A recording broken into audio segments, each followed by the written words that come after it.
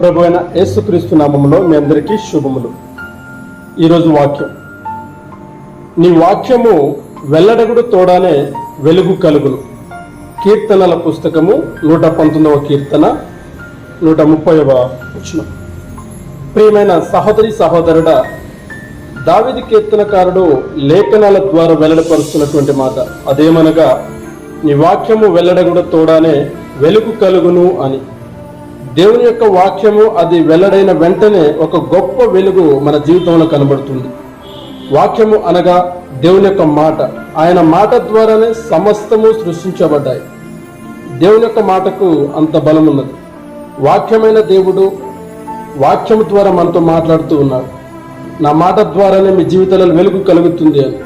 ప్రియమైన వారులారా, దేవుని యొక్క వాక్యము అనే వెలుగు మన జీవితాలలో అది ప్రచురించే విధముగా మనం ఉండాలి. మన ఆలోచనలు ఉండాలి.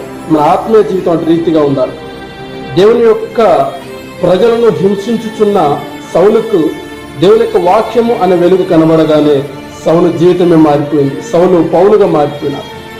గానుగ చాటున గోధుమలు కొలగొడుతున్నటువంటి గిద్యోనుకు దేవుని యొక్క వాక్యము కనబడి గిద్యోనును పరాక్రమము గల బలవంతునిగా చేసి, దేవుని యొక్క వాక్యము మనల్ని బ్రతికిస్తుంది. దేవుని యొక్క వాక్యమే మనల్ని శక్తిపరులుగా చేస్తుంది. దేవుని యొక్క వాక్యమే మన జీవితాలను మారుస్తుంది. దేవుని యొక్క వాక్యమే మన స్థితిగతులను మారుస్తుంది.